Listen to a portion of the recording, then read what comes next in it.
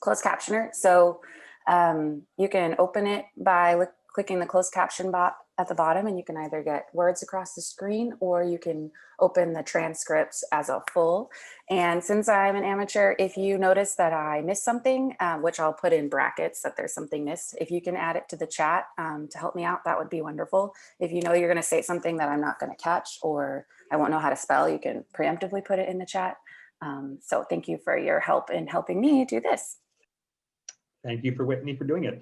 And this, for me, it just shows how wonderful this coalition, especially the listserv, is. Someone emailed me in the coalition saying, Barry, do you have captioning, closed captioning? I said, well, no, we don't have any money for that. So I thought, well, okay, I'll put it out there. Whitney, within a few minutes, said, I can do this. I'm not an expert, but there we go. Thank you, Whitney, and thank you for all of you and what you do to support what we're doing. Let's see. Thank you for giving us your valuable time for this meeting. I'm Barry Barfield. I'm the coalition administrator. Our usual host, Robert Lippman, all he would tell us was that he was going to a warm, sunny, undisclosed place this week. So he said, you guys are on your own, and the other people on the team took a step backwards, so I ended up leading. So hope I don't mess it up too much. Let's see, the Homeless Coalition is made up of about 1,100 individuals representing more than 200 agencies, meal sites, nonprofits, individuals, ministries, government entities, you name it, we've got it.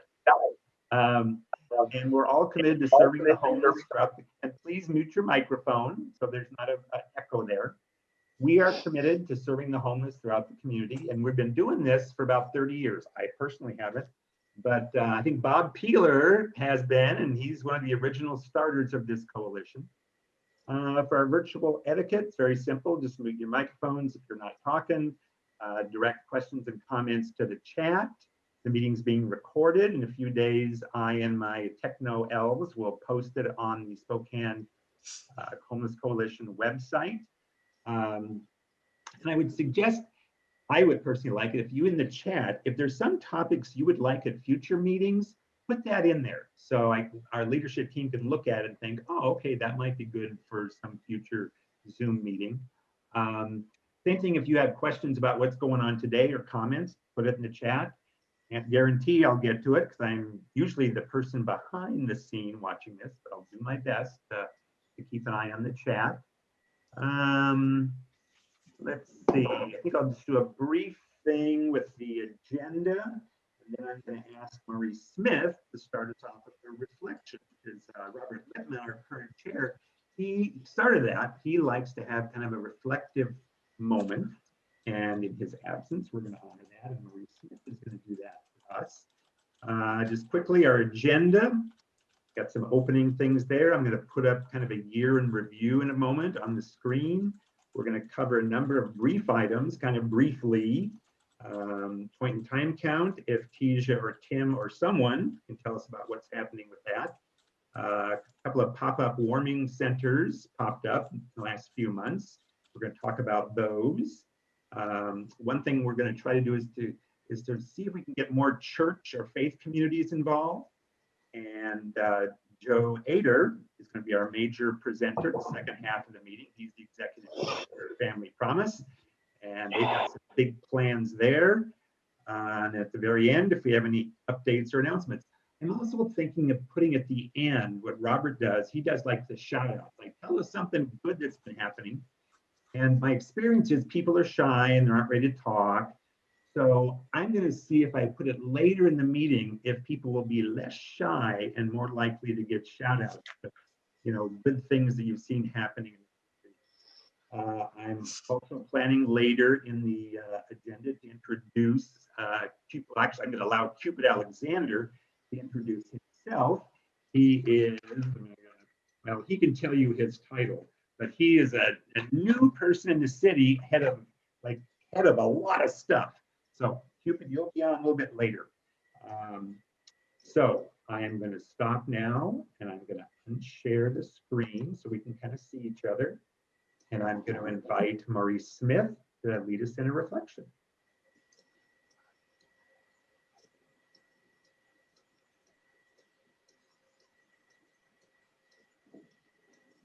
You're muted, Maurice.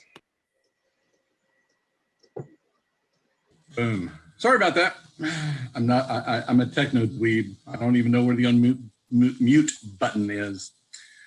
A few weeks ago, my lovely wife introduced me to a new docudrama series called The Chosen on the life of Jesus. And I'm normally very wary of those kinds of movie productions because they usually tend to be very formulaic, predictable, and generally poorly produced. So I was a skeptic.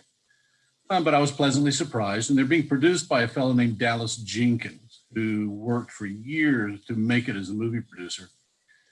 And I'm going to place a link in the chat to an 11-minute video where Jenkins tells the story of how, and I quote him, "In 2 hours, I went from being a director with a very bright future who had finally made it in Hollywood to a director with no future." I'll just encourage you to watch the video sometime today because he tells the story much better than I could retell it. Bottom line was this: he felt like his film career had crashed and burned and there was no place for him to go. As I thought about it, I thought about the fact that most of us learn more from our failures than we do from our successes. Let's face it, most of us don't spend a whole lot of time trying to figure out why we succeeded, but we will spend a considerable amount of time trying to figure out why we failed, what went wrong, and what we could have done differently. Well, in the midst of his own soul searching, Jenkins' wife shared some insight with him that had a profound impact on him. And it had to do with the story of the feeding of the 5,000 in John chapter 6 in the New Testament. And that's the story where Jesus feeds 5,000 people with only 5 loaves and 2 fish. Let me shorten the lesson and just give you the punchline that Jenkins came away with. There's more, but you can watch the video if you're interested. Here's the punchline. Remember, it's not your job to feed the 5,000. It's only to provide the loaves and the fish. And right about now, you should be asking what all this has to do with our work of serving the homeless, hungry, and marginalized in Spokane, which is what this coalition is really all about. And I think I can safely say that one of the lingering effects of the present pandemic is a sense of being overwhelmed by unending need.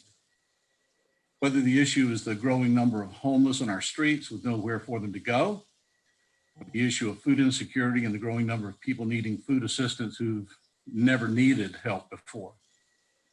At some level, we're all kind of experiencing a sense of being overwhelmed. And the events of yesterday in our nation's capital didn't help the situation much. So what do we do in the face of overwhelming need? Well, let me just encourage you first that it's not your job to feed the 5,000. Your job, it's kind of like my job, is to provide the loaves and fish. None of us has the ability to serve or to solve homelessness or hunger by ourselves. And the good news is it's not your job or my job to solve homelessness in Spokane. It's your job to bring your unique gifts, talents, and abilities to the table. You know, I've been involved in this coalition for a few years, and I'm impressed beyond words with the number of very gifted and talented people who serve the homeless, hungry, and marginalized every day in this city. But many of you are tired. Some of you are on the verge of burnout, and some of you are thinking about walking away. Please don't do that. Our community needs you right now, not to single-handedly solve intractable problems. It just needs you to bring your unique gifts and talents, your abilities, your 5 loaves and 2 fish to the table. This year, some of you are going to follow your passion to serve, and you're going to use your unique gifts and abilities to start something new that embodies your loaves and fish. Your passion and your gifts are going to take you to places you've never dreamed of, and going to enable you to have an impact that you never imagined possible. Others of you are going to stay right where you are, but you're going to use your passion and your talents in some new ways this year to do what you do better than you've ever done it before. In our community, and particularly our homeless community, are going to be the ones fed with your 5 loaves and fish. You know, when Rick Clark launched Giving Backpacks a couple of years ago, his loaves and fish consisted of a story of a personal journey through homelessness, an infectious passion and enthusiasm for serving, and a few backpacks. I think I'm safe in saying that Rick never imagined where his loaves and fish were going to take him. And today he's raised over $250,000 to buy hundreds of meals from local area restaurants to distribute to those in need all through our community. Don't ever underestimate where your gifts, your abilities, your 5 loaves and 2 fish can take you. When I had the harebrained idea of doing documentaries about homelessness 2 years ago, I openly wondered if anyone would ever watch them. Today, 2 years later, the gnomes at Google YouTube Analytics tell me that our documentary videos have been viewed 43,000 times. Don't ask me, I have no idea. This is the year for you to bring your loaves and fish to the table. Our community needs you. It needs your passion. It needs your gifts. It needs your ability. Just remember, it isn't your job to feed the 5,000. It's only to bring your loaves and fish. So let's get out there and get back to work. Thank you, guys. Thank you, Maurice. Okay. We have, at least in my view, a very special guest today who has passion, enthusiasm, and has brought us lots of loaves and fishes.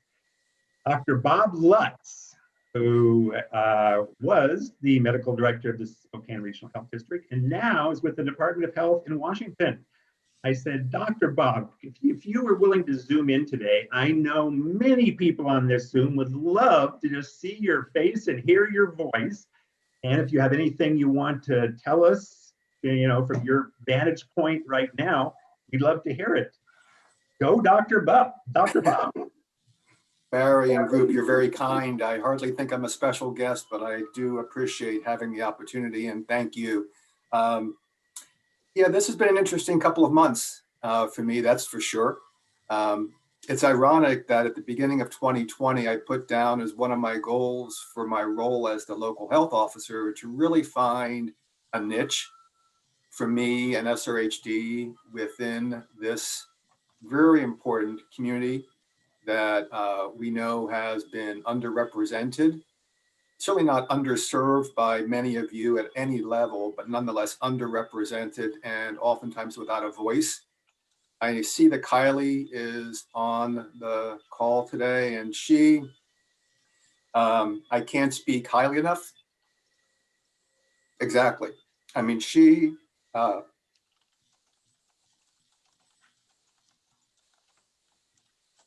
just a minute. You know, I was able to get Kylie brought on, and the role for her that I just saw of just such great need. And again, as I've told her and her counterpart Kira, you know, I call them K2. You know, those of you who are familiar with mountain climbing know that K2 is one of the most difficult climbs in the world. And yet I would argue that the work that Kylie and Kira did, our K2, they climbed incredible peaks to make it happen.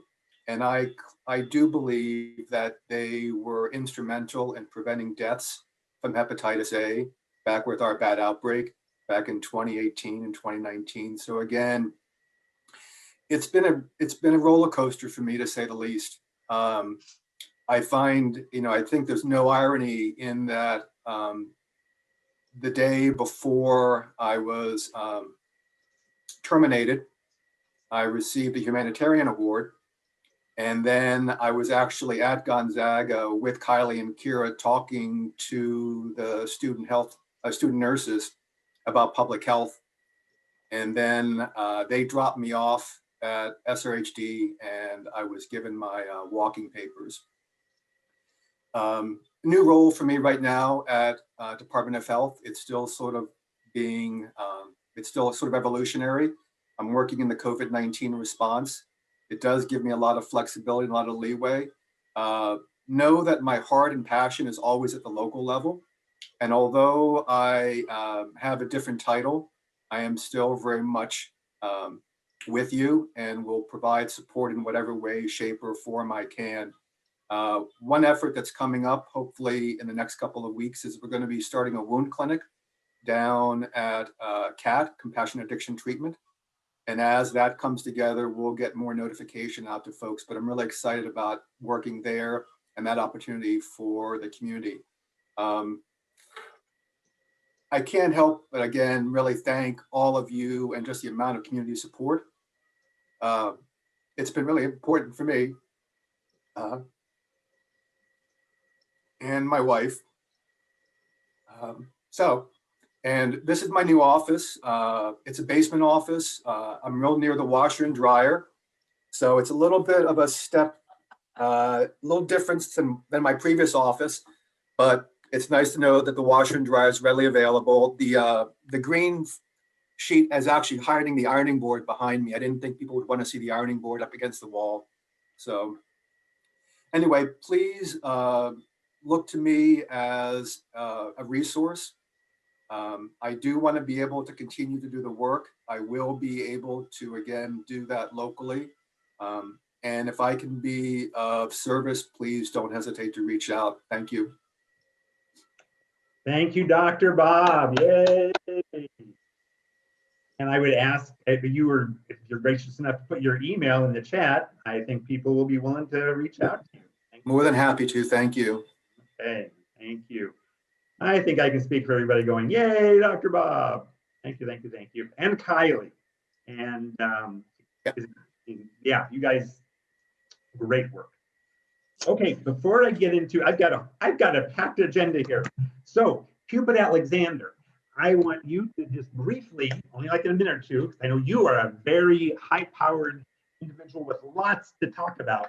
And I want to give you a slot in one of our meetings where you can just go at it and tell us about you and what you're doing. But you have a you're very new in our city, and you have a very important position. So if you could just briefly tell us who you are and what you're doing, and give us a taste so we can look forward to hearing more from you in the future. The elevator speech. So thank you all for having me really quickly. I'm new to this area, but I'm not new to the region. So I spent part of my life in Alaska, Fairbanks, Alaska, and I know some of you have to be from that area. I also spent most of my time in Portland, Oregon. Most recently, my position was with the mayor of Portland. I had worked for 4 years with him, 2 years as a senior policy advisor for housing and economic development, and 2 years as his director of strategic initiatives. Prior to that, I worked 3 years as a senior policy analyst for the Portland Housing Bureau doing TIF work around development and housing and homelessness. And prior to that, for 12 years, I worked at a housing authority as the administrator of the Shelter Plus Care program, COC dollars, Section 8, a program called Welfare to Work.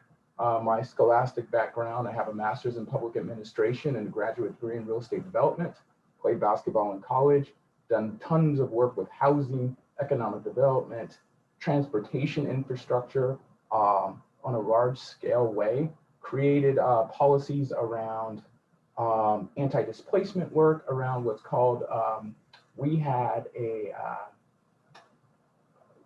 we did renter protections, and a lot of work was around what's called mandatory relocation assistance. So if a landlord raised the rent over 9.9%, there was a requirement to pay tenants up to $4,500. If that rent went up, we did just tons of like inclusionary housing work. I mean, you name it, in very, very tense situations. So I look forward to bringing that for as long as I'm here to this community. And I look forward to working with all of you. My work in Portland, again, we had, 95 neighborhood associations that I was in charge of. And just lots and lots of agreements and work. We had what's called a joint housing office of housing and homeless services, which was the city and the county. And part of that work reported to me.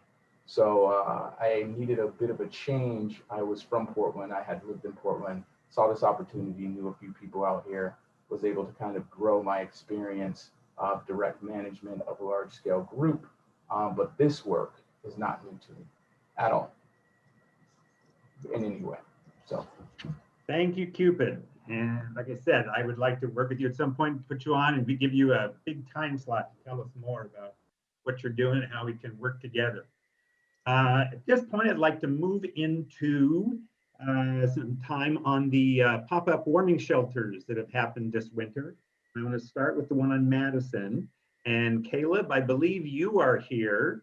And again, I mean, I've got a lot I'd like to cover. So Kaleb, if you could just give me a minute or two, give us a minute or two of your experience. How is it going? What's happening? For those who don't know, there's about a 30-person pop-up warming shelter. Actually, Kaleb, you talk about that. Thank you, Barry. You're good. It's been a wonderful experience for us as a community to be able to engage with our neighbors in a new way. And I think that's probably been the biggest asset. I mean, first and foremost, it's obvious we're able to bring 30 people off the streets. They don't have to be in the inclement weather that we get here this time of year, and have safety, have some peace, have some stability, have a community that rallies around them and serves them so that they could have hope of something beyond what they've currently experienced in their more recent journey in life. And for us as a church and a community, for those who have engaged, I think there's been something beautiful that happens is that we find even our own personal value to be more fulfilled when we help other people, when we actually focus on humanity instead of self. And so we've seen that kind of come to light as people have been able to serve, that they're kind of coming out of their own funks that maybe they fell into in COVID. But even beyond that, when we give, sometimes we can give from a place of being like we're the one fixing something. But when people step in and have conversations and build relationships, we're seeing a genuine love develop. And I think that's one of the things that if we're going to continue to reach out to different communities, for us in this season, it's the homeless community with Jules Helping Hands and the massive work that they have undertook to reach this population. But the more we can get people connected to stories, connected to be in relationship with people, then what we're seeing is a wealth of love grow up in and come out of people that is transforming them in their perspective and how they view all sorts of other peoples that maybe they previously didn't want to have relation or association with. And I think that's something that can long-term not only just fix a problem in the moment, but can start to shift a culture to have a different view of how humans want to treat each other. And so what we're really pushing right now, and what Jules has brought to us by bringing this opportunity to us, is the opportunity for, the 120 members of my church to actually be reconnected with what we say we believe, to actually experiencing that in a real way. And that's a powerful thing. And so 30 people aren't on the streets, but there's 120 people who have been impacted by the opportunity to make friends with people they otherwise wouldn't have met. And that creates a stronger community well past the warming shelters time. And I think that's something that, as I would encourage anyone else considering what should we do to really find a way to be intentional in serving and even more intentional relationship. And that's been a game changer for many people in my congregation, for myself. As I went home the other night after hearing someone's story and wept like a baby for 30 minutes in front of my wife who didn't know what to do with me, and have just been deeply impacted in a good way by the opportunity to serve in this capacity. So I just want to, Jules Helping Hands and the way that they have come in. I see Jason and Julie and Maurice, the way that they have come in and just given their lives to this, and been available in every sense of the word to help in this process, to lead, to be the 95% of the work being done, and to give us the humble opportunity to serve has been incredible. And it builds stronger community. Not only does it help the people, I just want to reiterate this, engaging these type of efforts builds stronger community, which will provide longer solutions beyond just the immediate service that's being done. So thank you for the time, you guys. I really appreciate it. Thank you, Kaleb. Janet Yoder, are you on?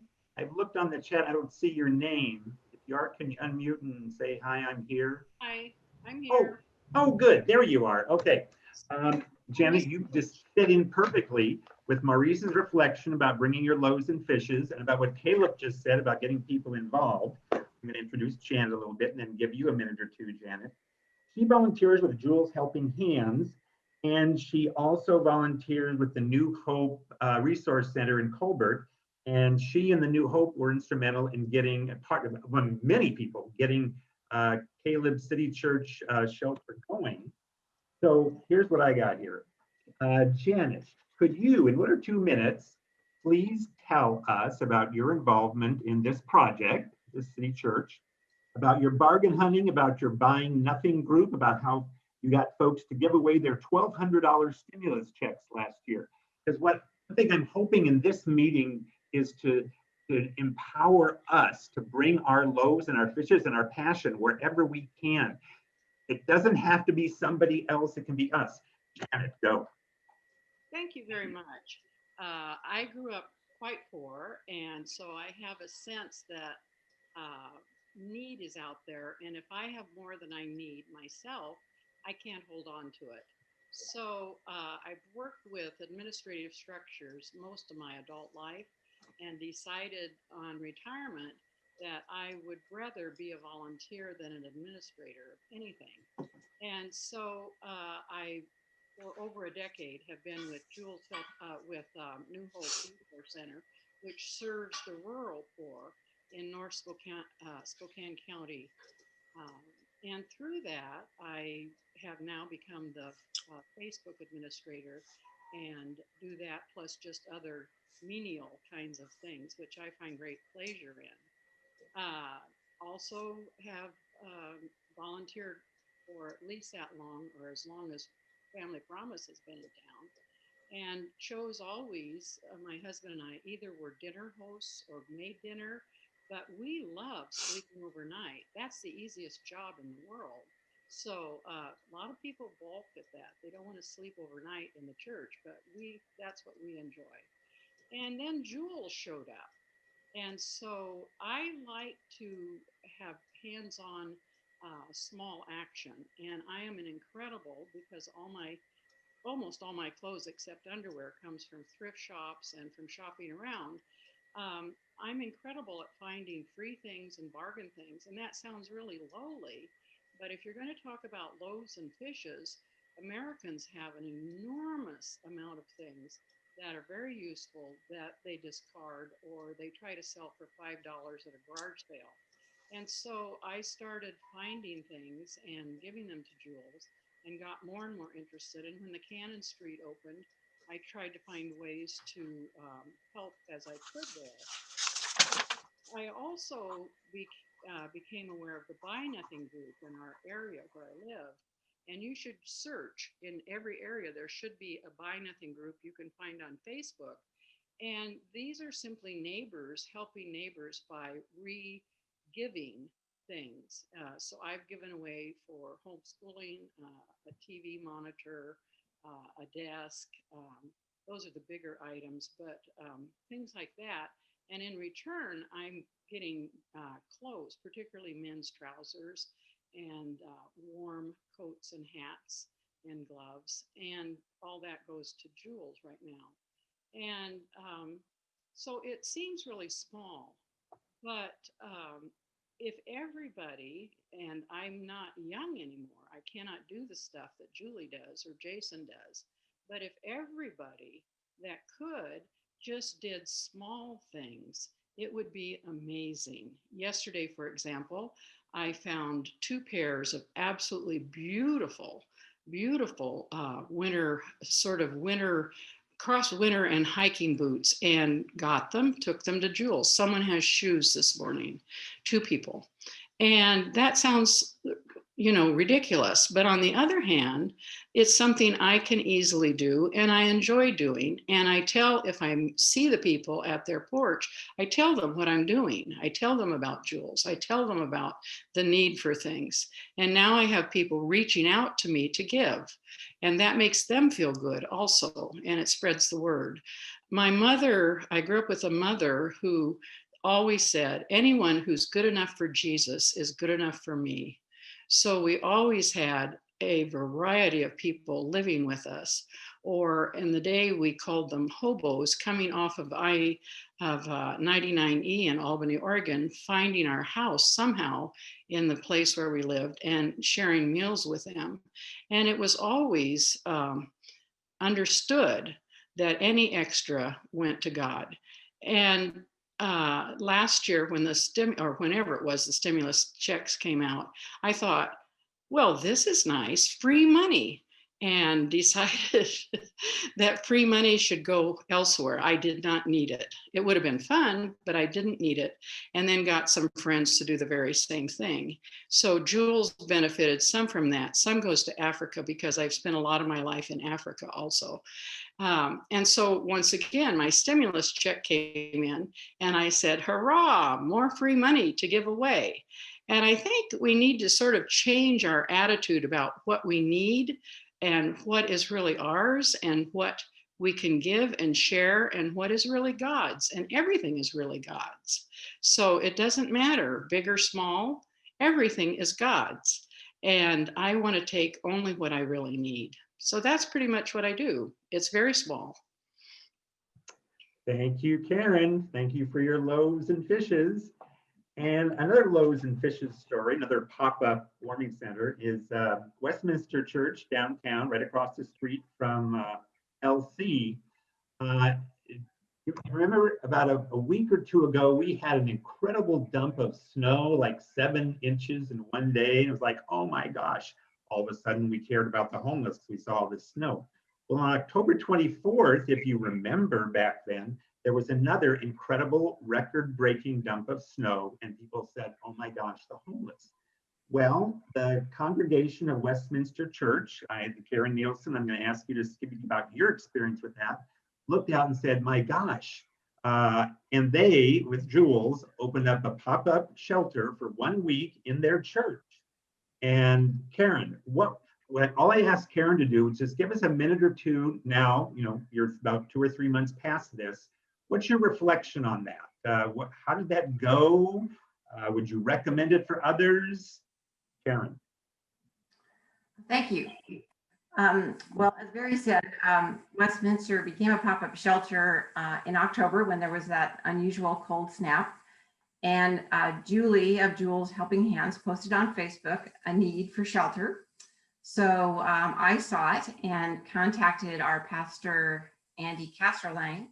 And with her support, the church leadership managed to get the needed approvals so that the shelter, which was managed by Jules, opened by 6 o'clock that night. So I think our first contact was at about 9-ish, and that by 6 o'clock we had the shelter open. Now, 2 years ago, Westminster had been an overnight shelter for the city for 4 months. We found out quickly, however, that with a high school right across the street and with 2 children's music groups practicing every evening in the church, providing the shelter was really a very unpopular decision. Parents and the school told us that they felt unsafe. And so we really determined that we could not be a shelter. However, in October, with COVID-19, the schools were closed. There was nobody practicing music, and church activities had also come to a halt. So we had a unique opportunity to offer our building again for a short-term shelter. So the shelter was opened to about 30 people for 6 days and nights. And up to that point, I'd never even thought of it or heard of pop-up, but I guess that's really what we were. So Jules Helping Hands hosted the shelter, and Westminster really only had to turn on the lights and the heat. Jules handled the rest. So they delivered on their word to follow COVID guidelines. They kept the space clean and kept the peace.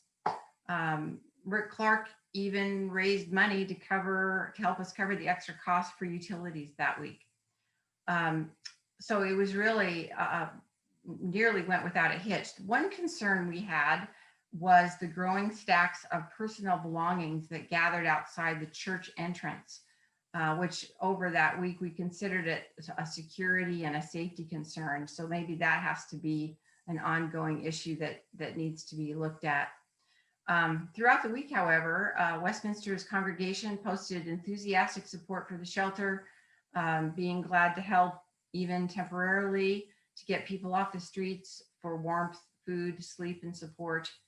A church pop-up shelter is definitely doable. We did it. When you have an organization like Jules Helping Hands to manage it, my advice would be, though, you need to do some groundwork to understand the impact that it has on the congregation, on staff, on renters in your building, on the building itself, and neighbors, to lay that groundwork so that this is not a surprise, or that the people around don't really understand the reasons for doing it. But I think, as the other church found, it was a kind of a shot in the arm during this COVID time for the community to feel like maybe we can do something. Karen, thank you very much.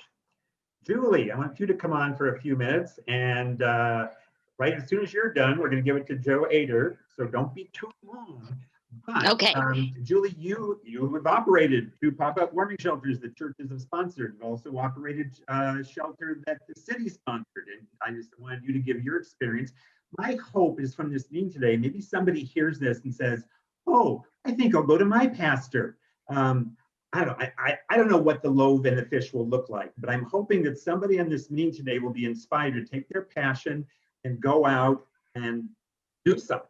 And so, Julie, tell us about your experience of those kind of things. Pop-up warming centers were kind of a new thing to us. We've ran now 6 successfully pop-up warming centers or cooling centers during the really cold times or the really hot times in our city. Pop-up warming centers are usually small. Populations about 30 is successful. The difference between the city shelter and a pop-up warming center that I have noticed, in my opinion, is the size. Right now we have 30 people. We're able to focus on those 30 people's needs. The staff is able to interact with them on their own personal levels. When you're operating a shelter or center that's over 50, 60, 70, 120 people, the individuals kind of get lost in the mix. The needs become the needs of the whole instead of the needs of the individual. And in those small shelters that we've been advocating for, we're able to address the issues that are needed to end cycles of homelessness. And that is ultimately our goal, is not to warehouse people, because we do enough of that already everywhere, but to actually figure out what the problem that caused this individual to become homeless and how to get them on the right track to getting the resources needed to get out of their cycle. Not just to postpone their cycle, but to actually end their cycle of homelessness. Thank you, Julie. Okay. Joe Ader, let me ask you, I've got like a 2-minute intro for you that you know what I'm going to say. You want me to do that, or do you just want to take it over? Either way, Barry, whatever you want. Okay, I want to do it. Do it. I shared it with Joe a few days ago. Anyway, Joe Ader, Executive Director of Family Promise, is going to speak here in a few minutes. And here's what I prepared.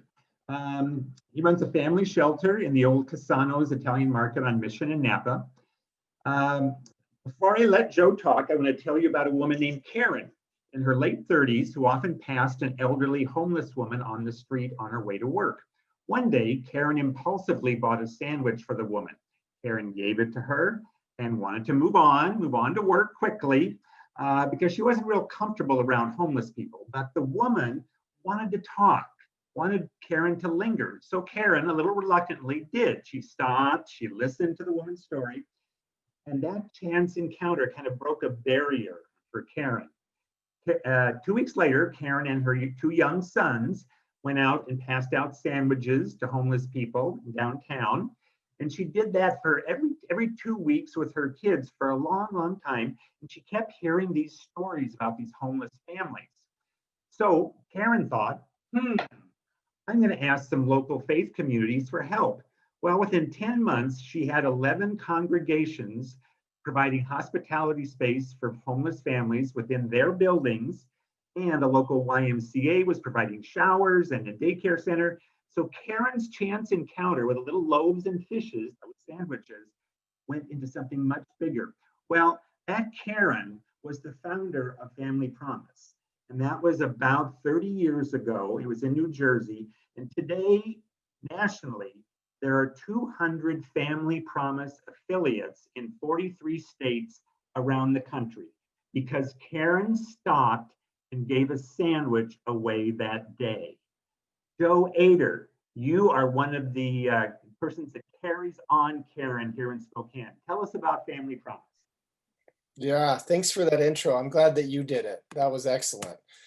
Yeah, so Family Promise of Spokane, we've been in Spokane County since 1997 and have been here 23 years using that innovative model where we shelter families in local churches at night in congregation buildings, and then work with them at a day center during the day to get back onto their feet and back into housing. And until 2016, that was our program, 20 years of our flagship program. In the last 4 years, we definitely multiplied that a substantial way. And so I'm going to share my screen. We're going to walk through just a quick presentation and talk about homelessness, what we see, what Family Promise does, and then what we are seeing coming forward. What's the projection? And so I see a bunch of our volunteers on here. I see Janet and Heidi, Maurice, Julie, Sherry, Jen, Chris, Rob, gosh, so many, Cindy. Thank you all for participating with us over the years and for your congregations or those organizations you're part of. So, I want to get into this here. So I'm going to share my screen with y'all and we'll start here. So give me a thumbs up if you can see that Family Promise logo on there. Great. All right. And so when most people think of homelessness, and most people in our community and every community in the country, when they think of homelessness, they are most often what comes to mind is the single individual on the street, the single man standing underneath the bridge with a sign. That's what they think about. That's what is written about in the newspaper. That's what is debated about in our mayoral election that we had last year, was that population. And it's a substantial population of our homeless. But what's not often thought of or talked about are these guys. So all of these kids and their families have stayed at one of our shelters in the past year and are now into housing of their own. So kids are not often thought of when people think of homelessness, and families are not often thought of. But in our county last year, 1 in 25 students, kindergarten through 12th grade students, experienced homelessness at some point during the school year. So basically every school, every classroom had at least one kid in our county that experienced homelessness at some point last year. So 3,108. So when you add their non-school age brothers and sisters into that mix and their parents, we're probably talking about 12,000 plus people in our county that at some point last year were unstably housed. And I mean last year as 2019. So this is before COVID. COVID definitely added some stuff to that, and I'll talk about that in a minute. That's a pretty big number to not be thought about very often in our community. So at Family Promise, our mission is to equip families and communities to end the cycle of homelessness. It's not to run shelters, but that is part of what we do to equip families and communities. And so I'm going to do a real quick this is how we go about doing that. So the first area that we work on is prevention. And this is becoming more and more, and after March 31st, this is going to be a huge emphasis, but we were the first agency to create a prevention program 5 years ago, doing rental assistance and providing that for families in need in our community. And until this past year, it was a pretty small program. But what we discovered when we started it, we were thinking we were going to spend $3,000, $4,000, $5,000 per family to keep them in housing, and have to spend money multiple months to keep them in housing and from being evicted. And then what we discovered was for the past 4 years, on average, we've spent less than $340 one time to keep families in housing. So it's always less expensive to prevent than it is to intervene. And that is definitely going to be a big factor moving forward. But the other way that we prevent is we are a multi-generational shelter. And so we serve whole families, including the children. And the children that we serve are most likely future street homeless. So if we can intervene now in those families' lives when they are young and work to help provide a stable life system moving forward, hopefully we will reduce future street homeless. So the street homeless we see today is what we didn't do as a community 10 and 15 years ago. So that's one of the areas that we work on. The other area is provision. This is providing shelter and resources for families that are experiencing homelessness. And until this year, until 2019, we had 2 models to do that. One model was that church rotational shelter that I talked about at the beginning, where each church takes 3 or 4 homeless families at a time into their church building, and then we rotate every week to a different church. And so Janet, you have been part of that, sleeping overnight with our families for 2 decades. And so that program is super successful. It's just small.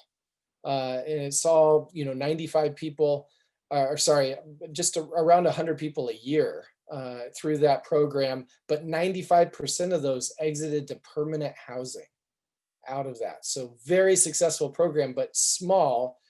And so in 2016, homelessness had gotten to a point to where it was undeniable we needed an emergency shelter for families. And so we opened up the Open Doors Emergency Shelter, walk-in shelter 24/7 for homeless families that year. And when we did that, the city projected that we would see 12 to 15 people a day. On day 1, we opened with 30. Within 2 weeks, we were at 80 people. And we got up to 100 people within a couple of months at the Emmanuel Family Life Center, where we had first started the Open Door Shelter. And it became incredibly apparent at that time that families were undercounted in our homeless counts and in our homeless system, because it's not safe to have your kid downtown. It's not safe to be standing on a street corner with them. So because they're not seen, they're not thought of as homeless. And so since 2016, there has not been any time that there has not been a family in the emergency walk-in shelter since that time. So last year we saw just over 1,100 people come through the emergency walk-in shelter with our families. We're changing our model a little bit, and I'm going to talk about that in a few slides of why and where we're going with that. But the last area that we work on is preparation. So preparing families for a stable future. We actually follow our families for up to 2 years after they leave our shelters into permanent housing to try to help stabilize them. Because there's one common denominator in all of homelessness, and that is a loss of community. Right? You don't have anybody else you can lean on, whether you're talking about families or singles or veterans or seniors. There's nobody else you can lean on. So you can get people into housing, but if you don't rebuild community, they're one paycheck away, one medical issue away, one crisis away from falling back into homelessness because they don't have anybody else to lean on. So that area, I think, is a real weakness in our entire system, to rebuild relationships and rebuild community for our homeless so that we stabilize them once they move into permanent housing out of our shelters. We really focus on getting people into housing. This is just a quick chart showing how many folks we moved to permanent housing since July of 2019. So that's just around 230 into permanent housing.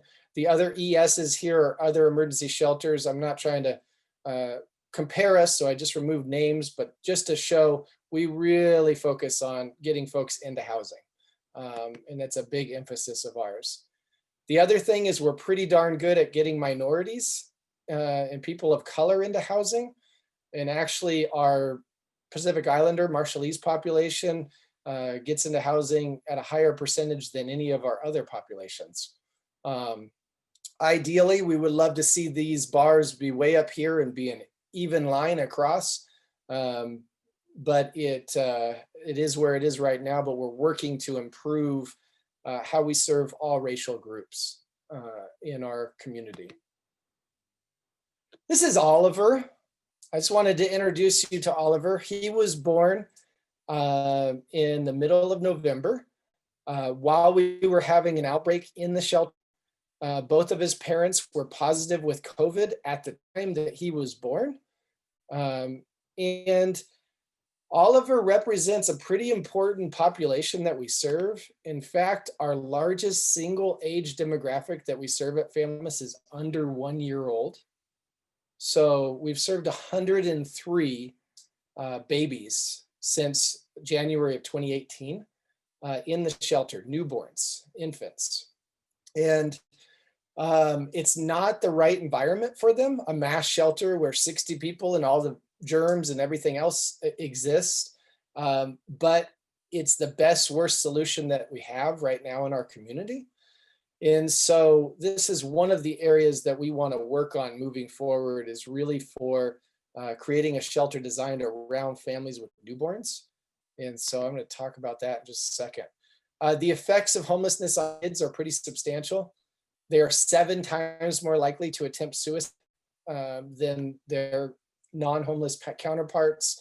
They are 3 times more likely to drop out or fail a grade. They are 5 times more likely to be convicted of a violent crime as an adult.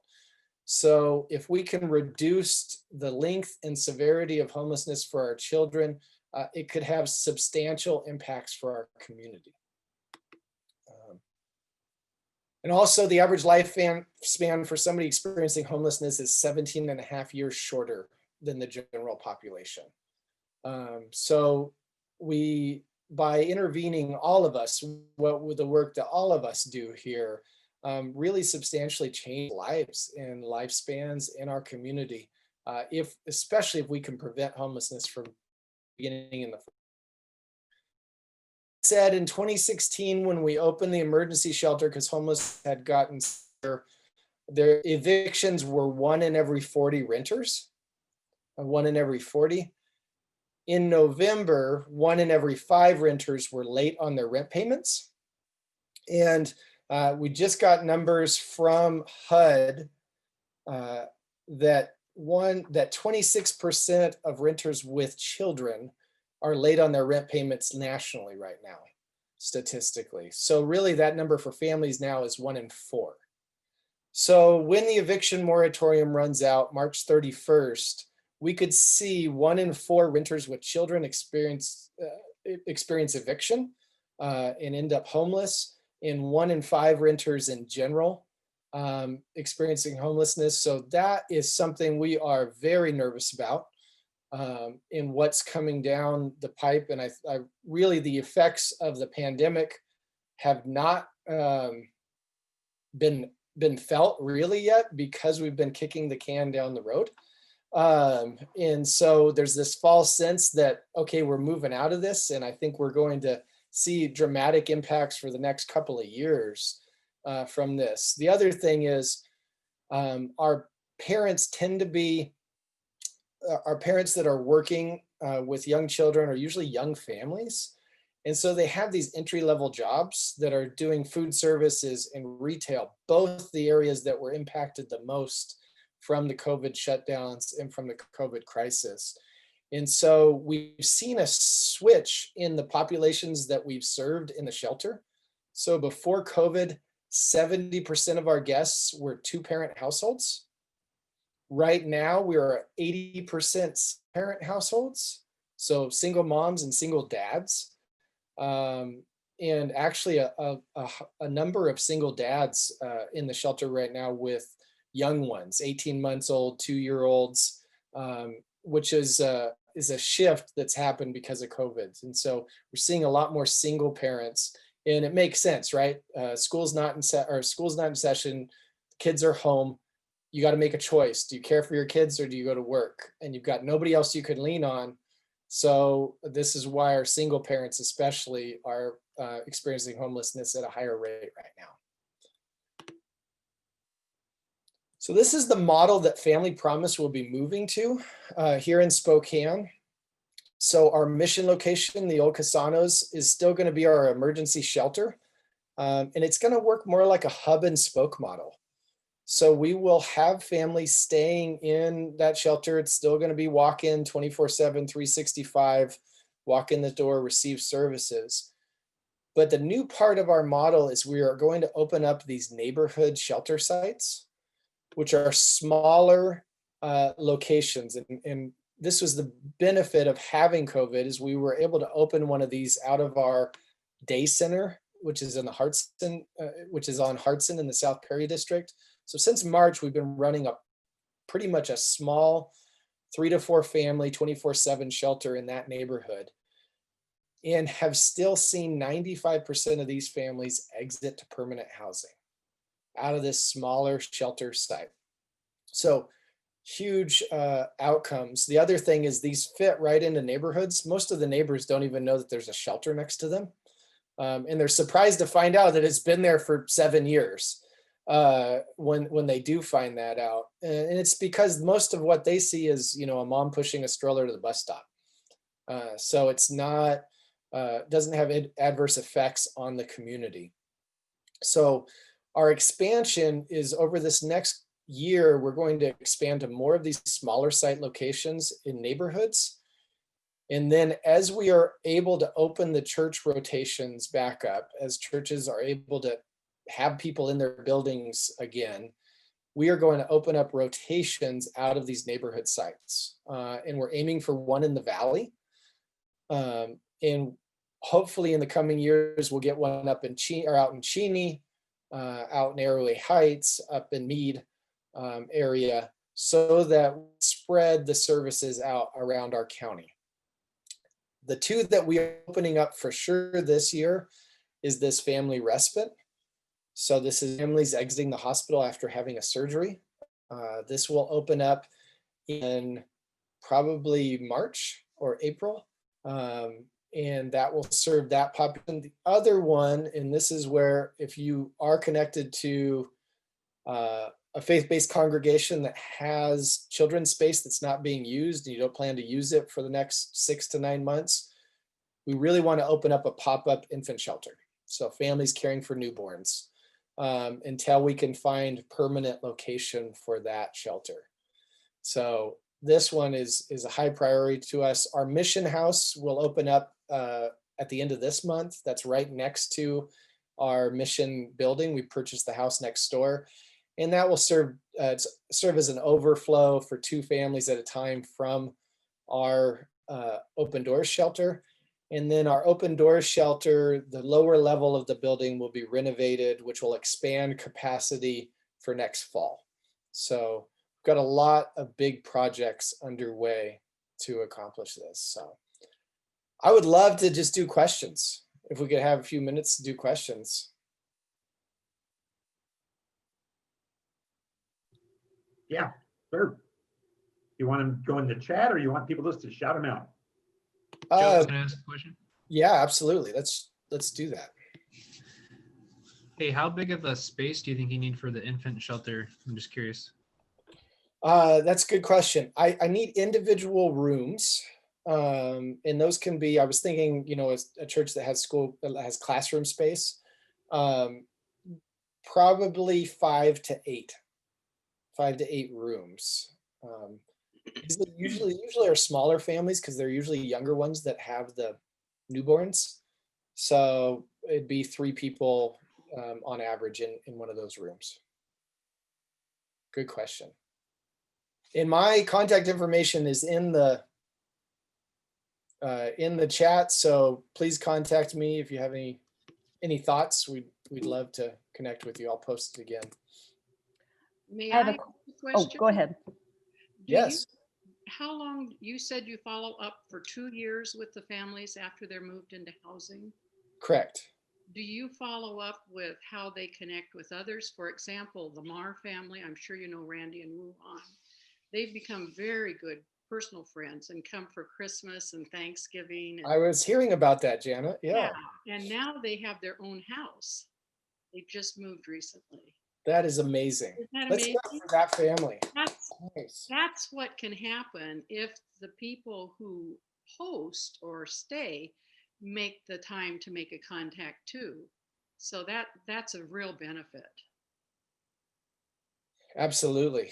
And that's the benefit of being around a while now. We get to see so many families just transform and see where their children end up. I know that there's one that is a nurse practitioner at Providence, one of the children that had come through our program. So, I mean, I love hearing those stories. Yeah. You got a question, Becky? I was just wondering if you could tell us how many families you have to turn away on a regular basis, the number wise. Yes, so it's difficult during COVID because we are actually having to isolate families before they enter. So we're actually turning away because we have limited isolation spots right now. So it's kind of strange right now. We have 12, I think we had 12 spots available in the shelter, which our emergency shelter houses 60. We had 12 available last night, but each of the quarantine spots were full. So we couldn't take any more. So it's definitely increasing. I think as a total, we turned away 242 people last month. And some of those are duplicates, so where they would call multiple days in a row.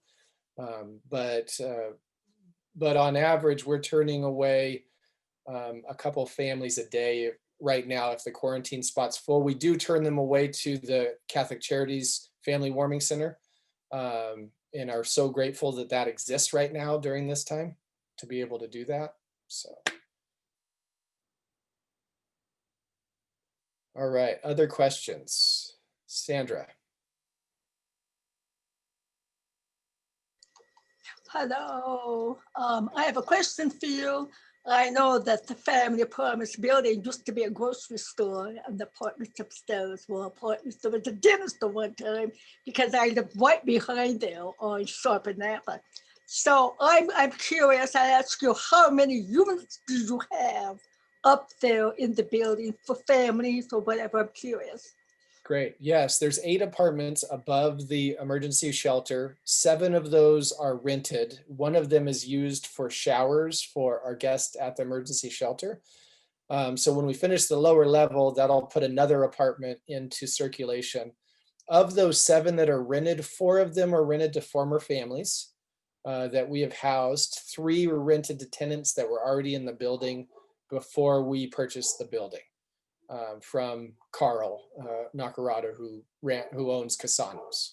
Yep, absolutely. There's a question in the chat from Jen Snow. She's asking, is there plans or a way to increase the quarantine spots? It sounds like that's kind of a bottleneck right now. Yes, I'd like to do that. I need some really just kind of little small apartments or places to be able to house folks. When the weather was warmer, we had camper trailers in our parking lot. If you guys remember that, we had put 3 camper trailers in our parking lot. And so we were quarantining there, as well as in 2 apartments on Indiana that are loaned to us by Naomi. And then also our Hartson building. But now we are down to, because of winter, those campers don't work with the cold. So we're down to just 3 locations for quarantine. So we'd love another 2 or 3 places that we can quarantine families before they enter the mass shelter. So if somebody on this Zoom knows some apartments that would be available, or maybe some hotel rooms that would be available for a couple of weeks for quarantine, just putting it out there. I have a question. My name's Eva. I'm with Passages Family Support. And I just wanted to commend you on the work you're doing. Sorry, I was walking my dog as I was listening to this. But I wanted to ask, how do you get landlords and people to work with our clientele? I'm really struggling with that right now, with people just really turning away people to rent to or to help or to support, after they get an application. So I'm just wondering if there's any insight on that and maybe you can help me with. Yeah, it's a ground game. I mean, literally, we have staff that are calling on and building relationships with landlords.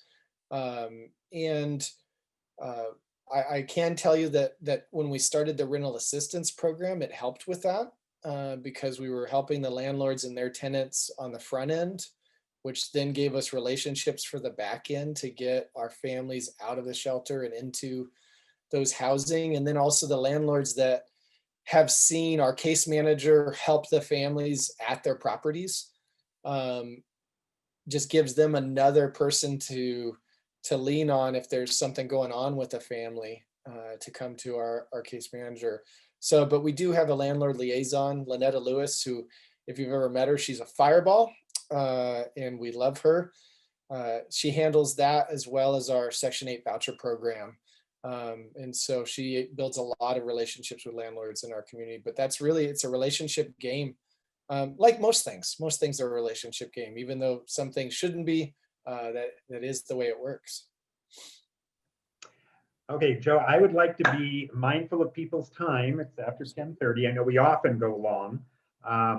But so what I'd like to do now for the rest of the meeting, and the official meeting's over, but I think Joe will stay around and answer questions if you have them. And at this point, I basically want to ask people shout outs, positives, supports, good things, which Rob often did at the beginning of the meetings. Do you have any of them now? So it's kind of a hodgepodge. Questions to follow up for Joe, shout outs, positive things, announcements, networking, and thank you, Whitney Wood. If you want to keep closed captioning, you may, but thank you, Whitney Wood, for closed captioning for us. And okay, there we go. If you want to take off, take off. If you have questions, comments, Joe's, shout outs, do it. I will just kind of moderate. Hey everyone, this is Seth Hackenberg with the Spokane Community Court. I just wanted to remind everyone we are back open. We'll be at City Hall every Tuesday at 9 a.m. Every first and third Monday, we'll be at the MLK Junior Community Center in East Central. And every second and fourth Monday, we'll be up at the Northeast Community Center, 9 a.m. for all those. Great, thank you, Seth. I want to give a shout to Sherry DeBerg. She was the real connection between New Hope and Julie Garcia and the opening of that center, which was purpose because so many people were being evicted from an old pig farm up in Meade, which is New Hope territory. And Julie's the person that can handle unexpected things that drop in her lap. So I don't know what all Sherry did, but it was big. So shout out for Sherry. Thank you, Sherry. And thank you, Janet. Who's next? Can I go next? Sure, Julie. Sherry, you're awesome. She did do so much for the warming center. I do want to give a shout out to Holly. I believe she's in here from SMS, and the amazing amount of food that she got out to this community during the month of December. I know how hard that was watching her do it and helping her get through it, but she got an amazing amount of food out to the community in the month of December. Thank you so much, Julie, for being my strongest partner in that. Yeah, through a collaboration of many agencies working together to come to a solution to provide a coordinated delivery system for food. We were able to serve over 80,000 pounds of food to food insecure households in the month of December, serving over 2,000 households and almost 7,000 individuals through that effort. And we all know that that support that we were able to provide not only met the need for basic needs for people who are really struggling to survive during this time, but every time we're able to provide those basic needs services, we're able to make sure that people can pay their basic bills, their energy, their Avista, and their rent so that they can maintain a safe standing in their homes. And so we're really excited to have had the opportunity to pilot this program with some wonderful partners and looking for continued funding to move this project into the future. Thank you, Holly. And I'd like to suggest, if you're willing, put your contact info in the chat, because there may be some people on this Zoom who say, what? Helping people who are food insecure, helping households? Who's that? How can I tap into that? So if you're willing to get contacted on it, put your info in the chat. Thank you. Who's next? Joe Sams. Yeah, as I said this morning earlier, Barry, that I wanted to give a shout out to Marilyn and Sherry for co-hosting that affordable housing roundtable and to getting that out on YouTube.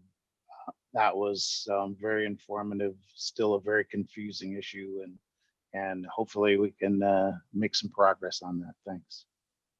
Thanks, Joe. Thank you for that. Yeah, and I did send that out to the coalition.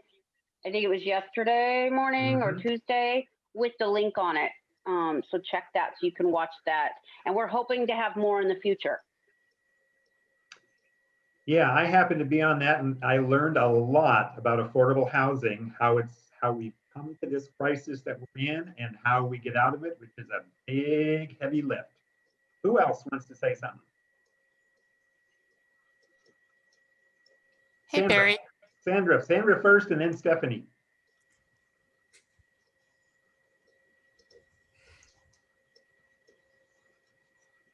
Okay, hello. I want to give a shout out to all of you.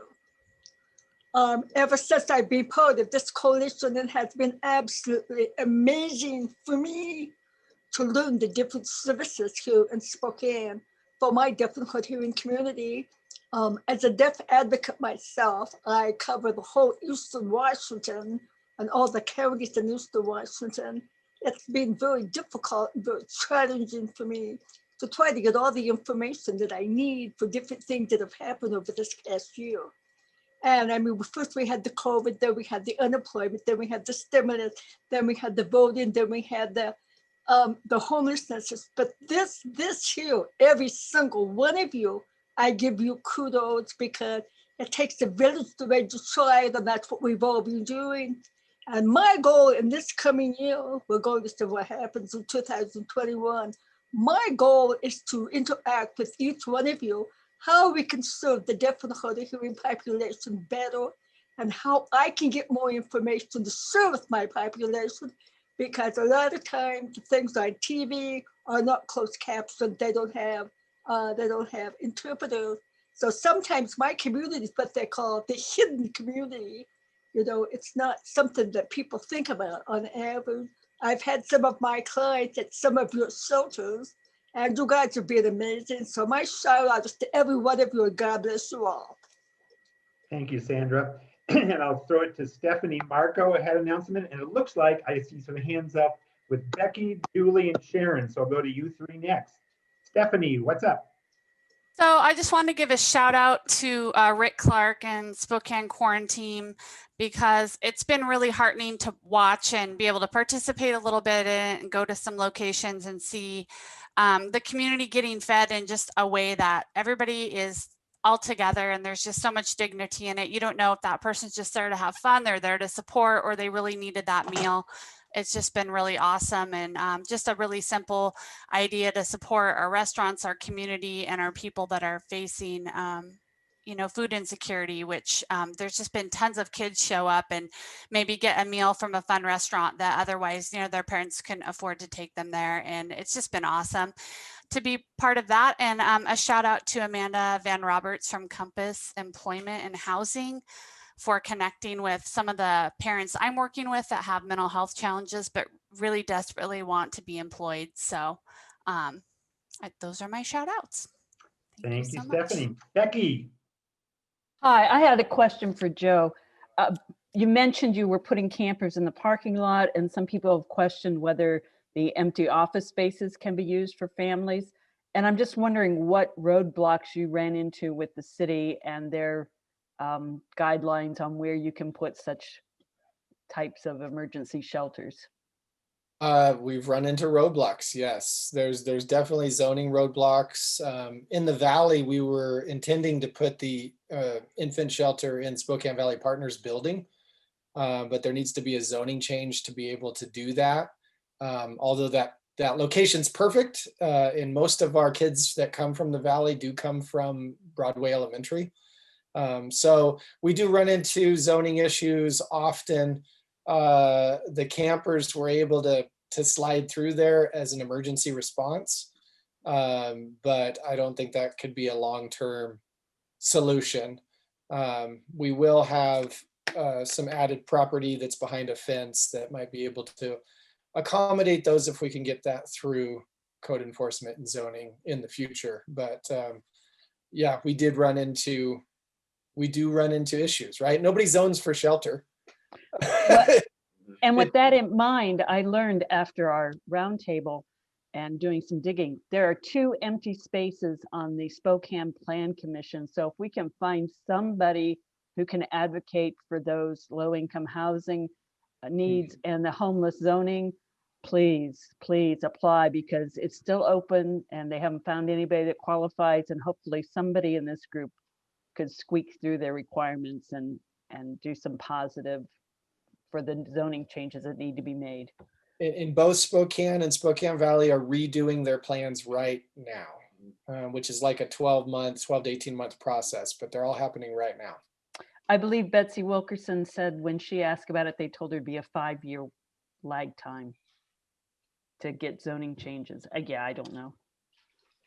The Planning Commission is extremely important for long-term future change. So if anyone has any interest, I second that. You check it out. Sharon, your hand's up.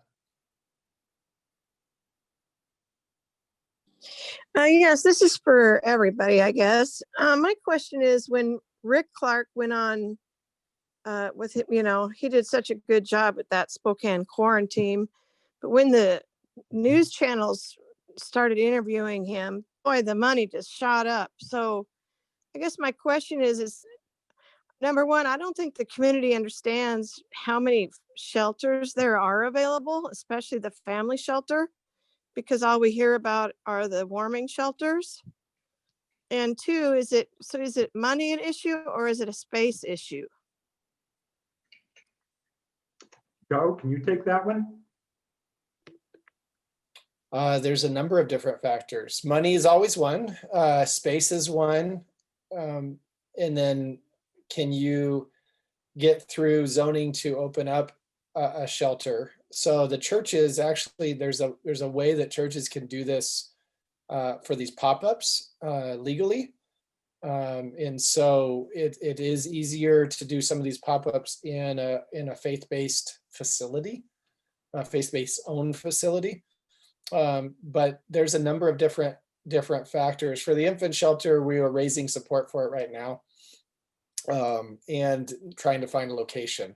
So that one, we need both of those types of things. For other things, it's just finding a location. There was supposed to be a young adult shelter that completely fell through because you couldn't find a location in zoning for it, even though there was $2.7 million to run that for the next 3.5 years, 4 years. So we have things like that are happening that are, it's not just a funding thing. There's a number of different factors. And to follow up on that, is there anybody in the room from VOA that knows about that young adult shelter? Give her an update on it, because it's still sort of in process.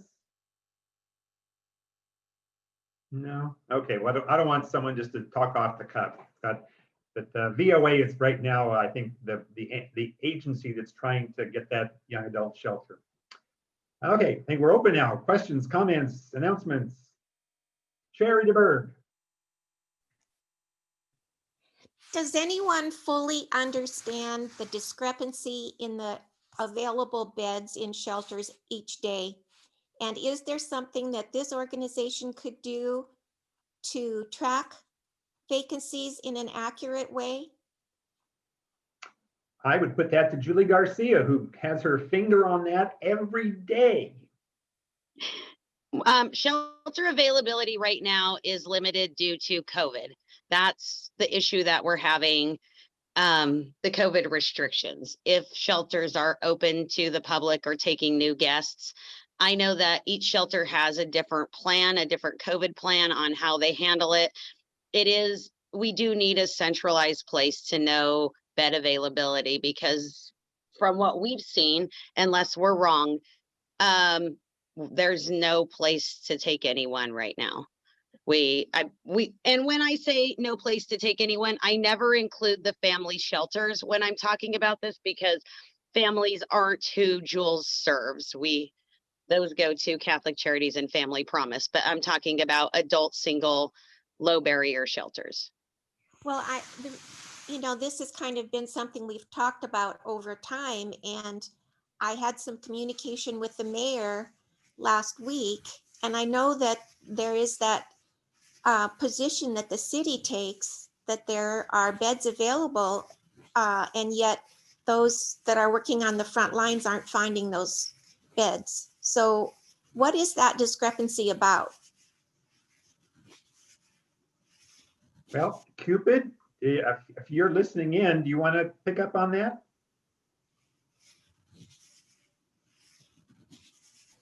Yeah. Listening in, what was the question again?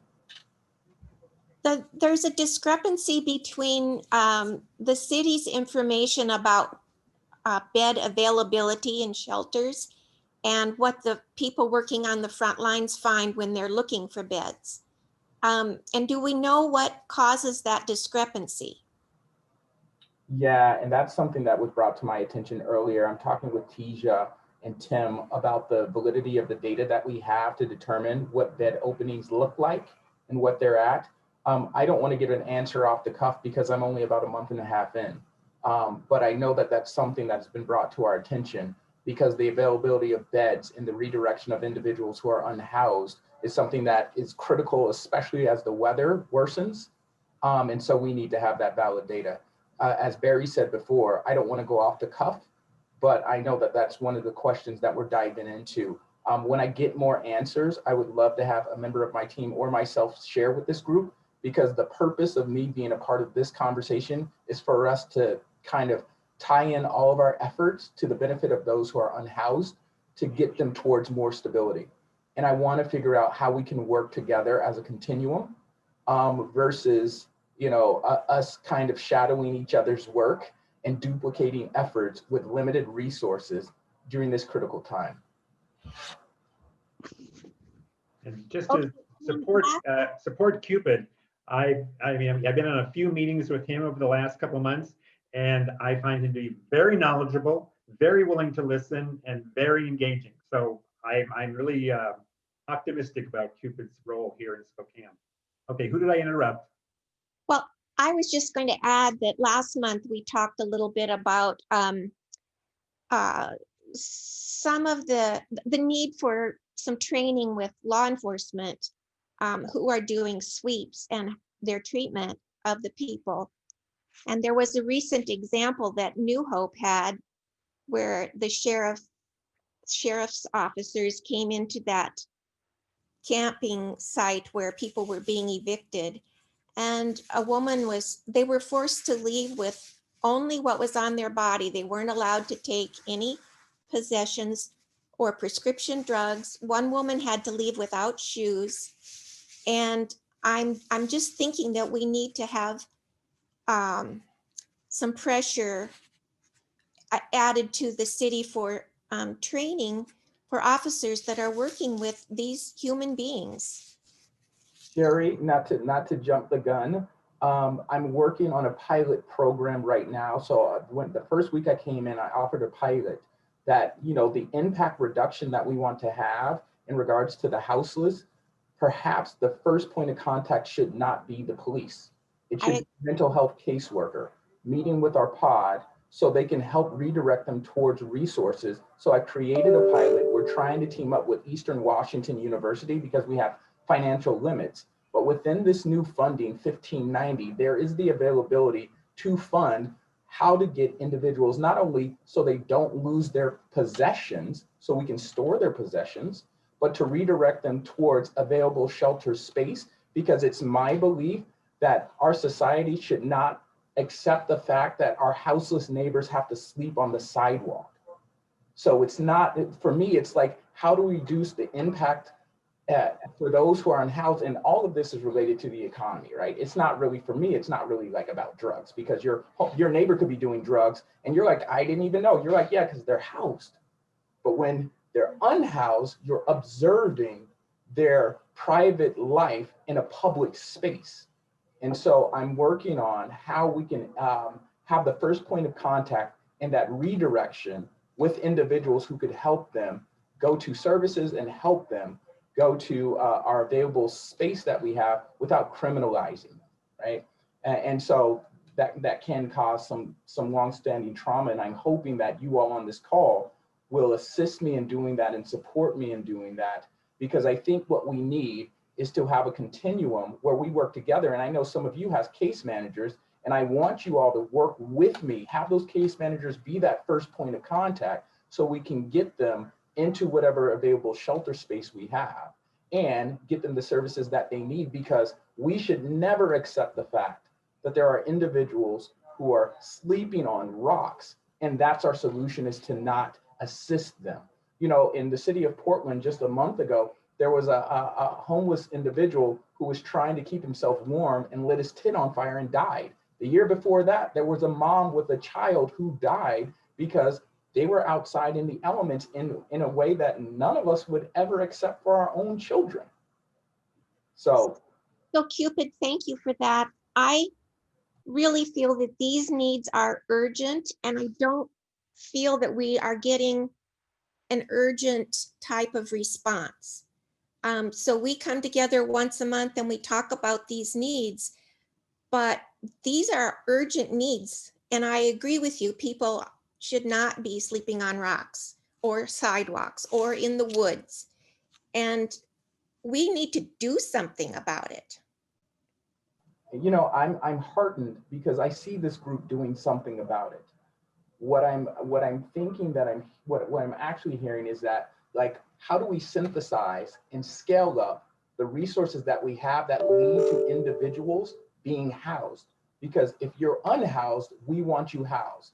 Now we have the safety net of our homeless services, but the end goal is to provide housing opportunities for individuals so they can live their private life in private without being displaced consistently. That disrupts, and for me, there's so many overlaps, and I won't take up all the space because, you know, I've been in entrenched conversations like this in a very large city for many, many years. And what I see the opportunity is that that entrenchment doesn't have to take hold in a city that's poised to grow. And that was the hardest thing in Portland, is that so many people had been so used to being overlooked by the time that we were trying to really address it, it was such an entrenched need. It's going to take years and years and years, and it makes people's lives harder. And if we're talking about a humane response, then we need to plan for them like we plan for the rest of the community. Okay, thank you, Cupid. I see a hand up from Joan and then a hand up from Julie. So for me, what seems to be the elephant in the room that no one is really talking about or explicitly stating is that while it's really great and noble to have these longer term plans to get people housed, the immediate situation is that police are doing sweeps, and they are using the lack of knowledge about bed availability in the shelters to justify those sweeps. And we used to be able to have that knowledge up until about a month ago or so, maybe 6 weeks ago, because all of the shelters were giving information about bed availability when they were called and contacted. And for example, Rachel Beck, she was contacting the shelters and finding out bed availability and posting that every night in various homeless groups on Facebook so that people would know if there were beds available at those shelters. She has not been able to post that information for most of the shelters, which appear to be city funded, because they have apparently been given a gag order by the city to not give that information out anymore to Rachel or anybody else who calls. And so one problem is that we don't know if there are beds available at the shelters to send people to that night on the spot. And two, the police are then using the lack of published information, on the spot information about bed availability to justify sweeping those camps and taking people's resources and supplies and telling them to move along when there is no place for them to move along to. Thank you. Yeah, Joan, I hear you on that. You know, one of the things that I'm hearing is that the impact reduction mechanism that we have with the unhoused is not backed up by the information available to true availability. And that's something that I'm diving into. I will never accept the fact that we're saying don't move these individuals because we think that there's unhoused. There's tons of buildings here that are empty, right? So it's not about availability of space, right? But it is about political willingness to use that spaces to house individuals who are unhoused and the reasoning behind that, you know? And so one of the things that I'm seeing, because I get that shelter report, I didn't hear of a gag. I will look into a gag. I don't think that there's a gag, but I just got here yesterday. So just to follow up on that, I've been told that the new contracts with the city, that the various shelters that are funded by the city, it is in their contracts that they are not allowed to make any kind of public release of information or statements before there's 48-hour notice from the city. And so because of that 48-hour wait time, they're gagged about bed availability. So you're in a lot of spaces, because I see much more problems than this group is indicating on how the development of homeless infrastructure is affecting this region for regional counts and the solutions that are being presented. But that's another conversation that needs to be addressed. What I am hearing is that there might be a request from the city to see what information is being shared to check the validity of it. And that delay is kind of what you're indicating. I don't know for sure, so I'll follow up. Thank you. Thanks, Joan. That delay is what is the problem for outreach on the street, whatever that delay is, because we too have had the same issue every night when we go out and we are looking for bed availability. I don't know about the gag order. I've not actually seen it, but I have received texts and emails from shelter providers that have said bed availability is political and we are no longer allowed to give it. It makes it very hard for us on outreach every day that when we go to take somebody somewhere, there isn't a place that we can call. We can't call the shelters because they're not allowed to give us bed information. And we can't look on the city website. So literally we're standing outside with someone looking for a bed and we have no resource or a way to find out a resource to take that person to. Right. And I hear you all. I do have to jump off of this call.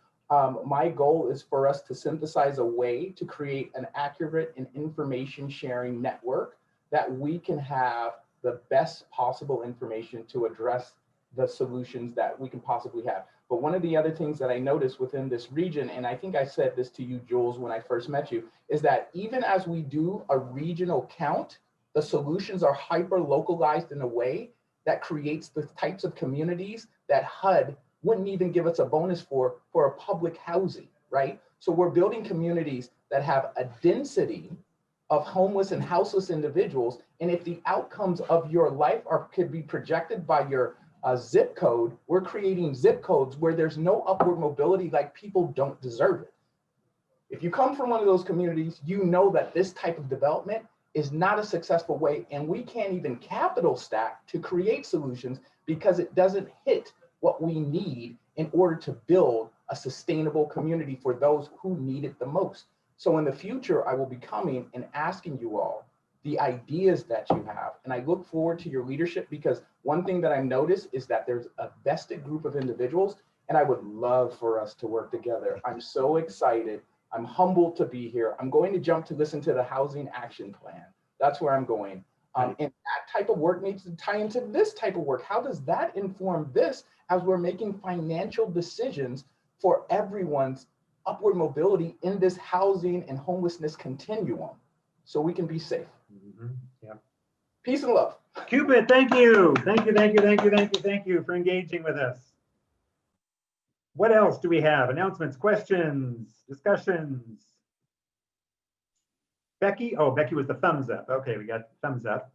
Anybody else, anything? Joan? Someone raised a question in the chat about the annual point in time count. And I was wondering if there's someone who could talk about that.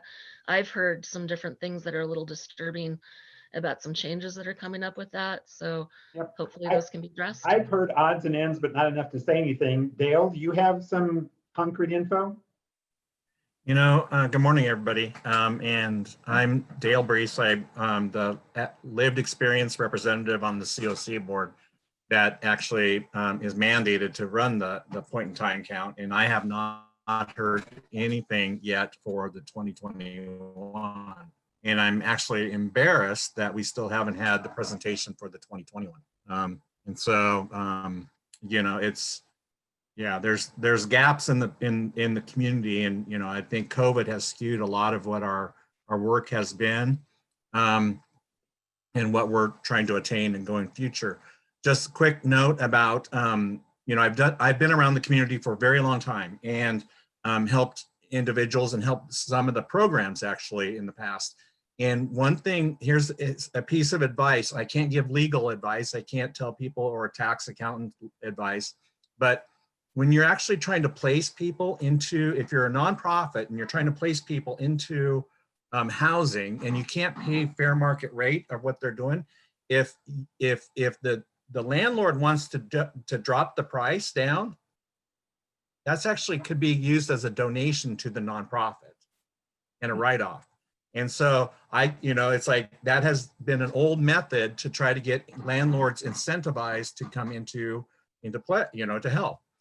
So that's, you know, I'm throwing that out there as just an old tactic, how to help get people in-house. And, you know, I'm excited about Cupid's energy and how he's, you know, coming in, and, you know, because that's been an old problem in Spokane, is that zip code kind of, you know, awareness or non-awareness, you know, so, but that PIT is just, you know, we were supposed to have a video on it, and, you know, it's, you know, I think maybe we should be pushing a little bit differently with the city of Spokane.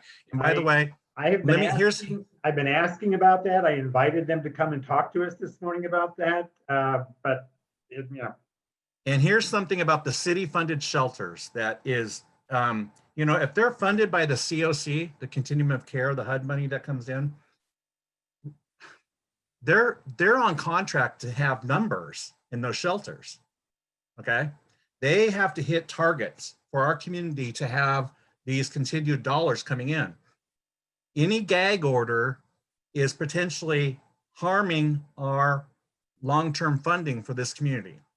And if you call the shelter and somebody says something about, I can't give that out, you remind them that you're probably trying to, if you're calling, you're trying to place somebody into that shelter and say, you know, I hope you're making your numbers for the year for the annual renewal for HUD, because even those staff members need to be aware that we're all in this together. And those funds are competitive with all the other communities around the nation. And so we have to hit our targets with that. And that just bothers them to hear that there might be empty beds. So thank you. Thanks, Dale. Joan, before I call on you again, anybody else have something? Joan, go. Okay. I just wanted to say that part of the information that I have is that the city wants the shelters to report directly to them. And so those numbers are being reported directly to the city, but are not being shared out with anybody else. Thank you. And so that fires me up. Anyway, well, because is there a city staff running that is working overnight. You know, because it's like they go home at 5 p.m. and the shelter's open. So what is that plan for the city who takes that, you know, it's like, that's not. It's being reported to a police dispatcher. Okay. Supposed to share it outward. It was a plan that was supposed to be shared more outwardly, but it's not being shared. Thank you. Barry, there's kind of a nuance here because it comes down to when they do, well, I guess sweeps, because I don't have a better word for it. They're supposed to prove there's an empty bed. And if they are given the opportunity to say there is an empty bed without showing proof, and you can't look at the numbers and argue the proof, then it puts them in a different situation. And as we heard from Seth Hackenberg, not all of the employees of our safety services program adheres to that 48-hour rule. And by somehow shadowing the information, it allows the purpose of saying we don't have, or these people are choosing to be homeless because we have open beds. So there's a nuance here that the League of Women Voters is trying to dig into. And I was heartened, I'm telling you, Sherry and Joan, I was so thrilled at your questions, and I was happy to hear the response you got.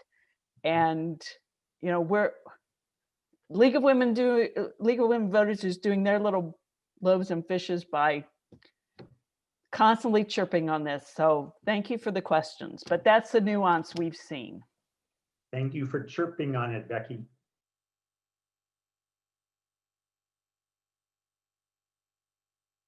Anybody else got anything?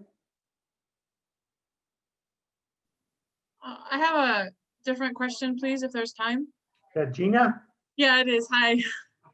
I was wondering if anyone has heard any concrete plans of what might happen to all this renter's debt after the eviction moratorium does officially end, whenever that may be.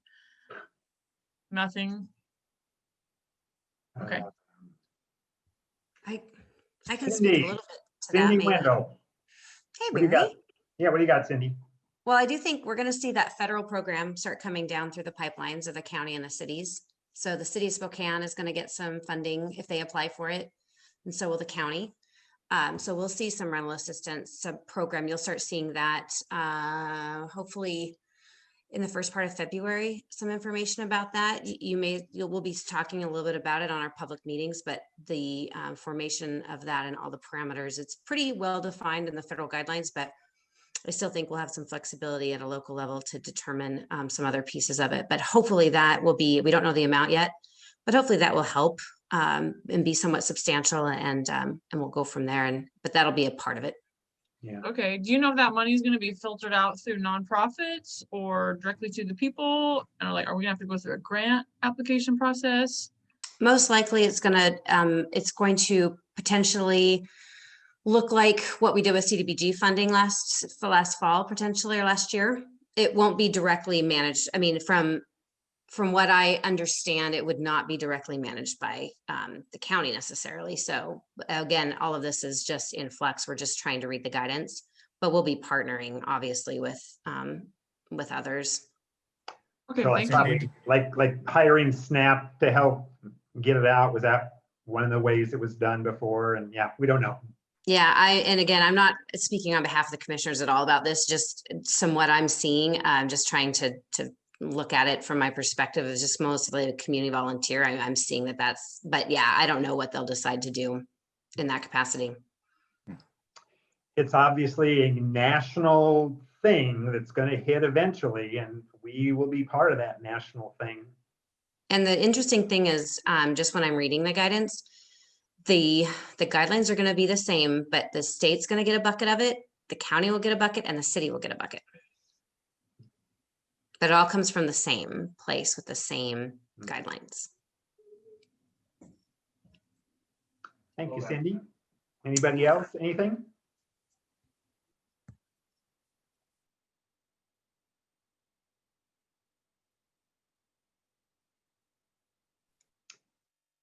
I'm so grateful for this coalition.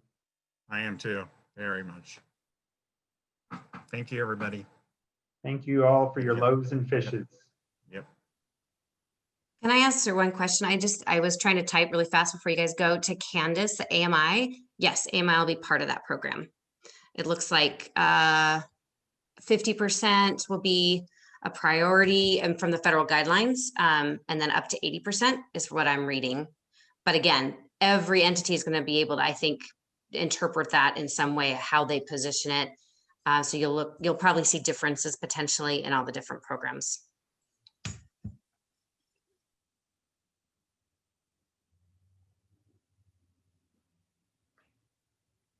Thank you. Cindy, thank you for you as a community volunteer.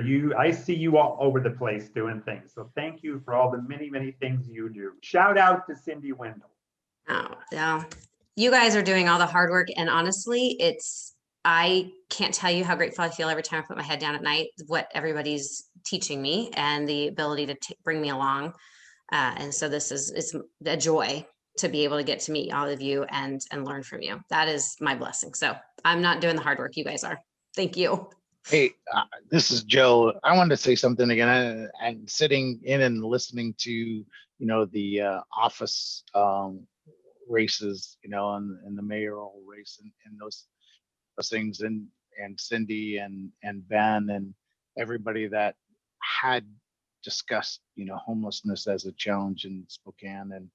And I so appreciate both of you still staying involved in some way, because, with the amount of exposure and experience and knowledge that you guys have, I think our community can only benefit from, those folks like you yourselves, staying involved. So thank you.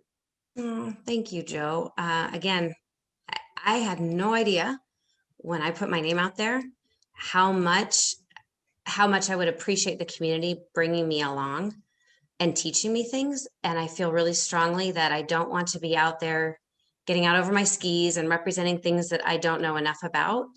But I do know that I've been taught a lot and that I shouldn't just sit back and not do anything with it. And I should continue to learn and share and bring people together if I can. So I really appreciate it, because sometimes I feel like I'm not no expert in any of this, but I have learned a lot, and a lot of people that I can hope connect for future solutions and conversations. Yeah, thanks, Joe. That means a lot to me.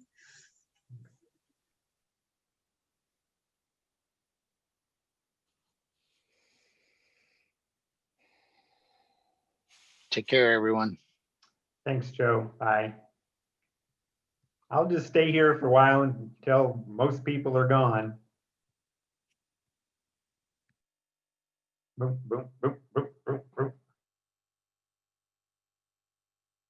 So Barry, some of the rumors that I heard about the point in time count, which are very concerning to me, is that I heard that they're not going to be counting anybody who's actually on the street. They're only going to be counting people who are in shelters.